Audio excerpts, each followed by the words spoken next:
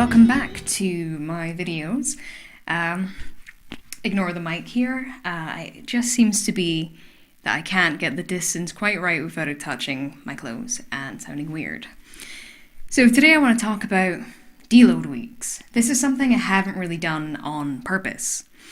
The idea behind a deload week is it's a week where after intensive training you take some time off. So either you completely take time off or you do various stretching mobility routines to return from the training that you're doing before, or you take the weights that you're doing and you either half the weight, half the intensity, or do whatever. I don't think I need to necessarily explain that. There are plenty of different articles and videos out there explaining it.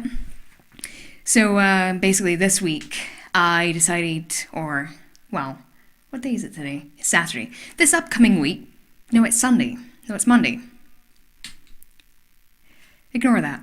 So I've decided that this week I am taking a deload week. I've been cutting since, it's been a bit more than 6 months now. I can't remember the exact date where I started, but cutting kind of means that you're in a deficit, and the kind of deficit I like being in is around a 500 calorie deficit. That's the kind of one I like doing. It means that roughly after about a week you drop a pound of body fat, and this isn't about that.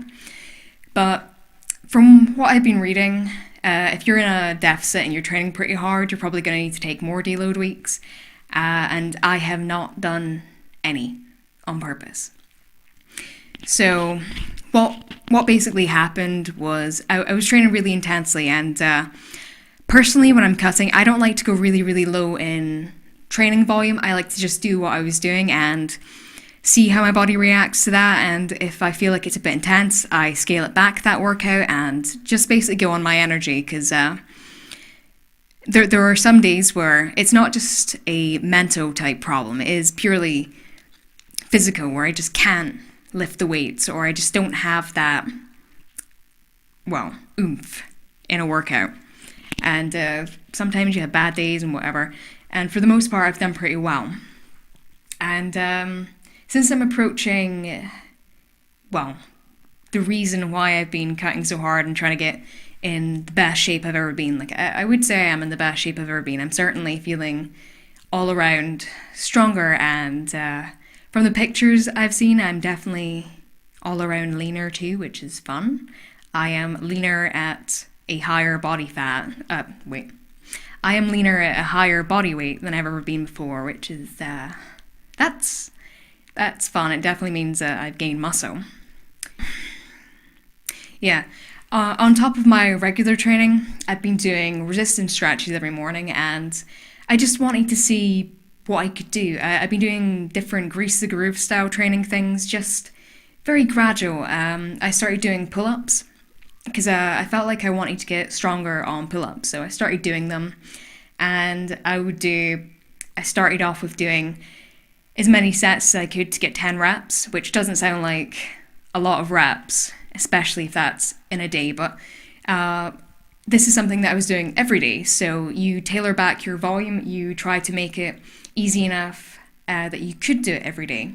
And then 10 was super easy, and I was getting up to higher numbers, and I thought, this is getting easy, so I started making it like 30 pull-ups a day, and that was getting kind of easy, and then I started doing handstand push-ups, and I was getting to 10. I was like, that's getting easy now, getting past there, because I could do it in one set and then be done. And I was also doing some various other things, and I'll give a demonstration and a proper explanation of those in another video, because this is specifically about deload weeks.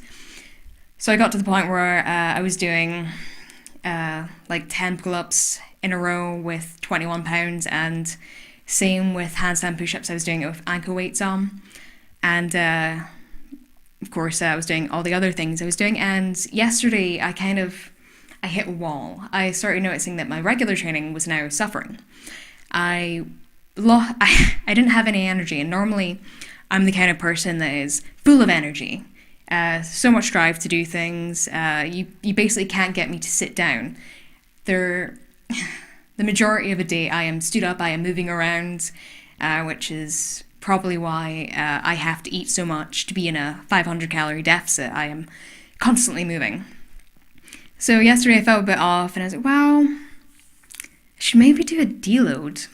And the funny thing is, because I took it easier yesterday and I stopped doing the majority of my routine, I kept in my stretches because I, in the past, have been very notorious about not stretching. I was really bad with that, and it means that back knots and general stiffness while I was prone to it. So, going from that yesterday where I had to lie down and it wasn't even late at night, like I never do that. I hardly even sit, like I've said. I just felt so exhausted, but after not doing that stuff today, I am full of energy. This is the most energetic I've felt in a long time, and I think that might be slightly related to something called supercompensation. And I'm not sure if I'm using this right, and don't go mansel at me for not quite knowing the little things, because I am doing this without notes. This is just off the top of my head. I really feel like because I built up so much volume of work, I built up work capacity.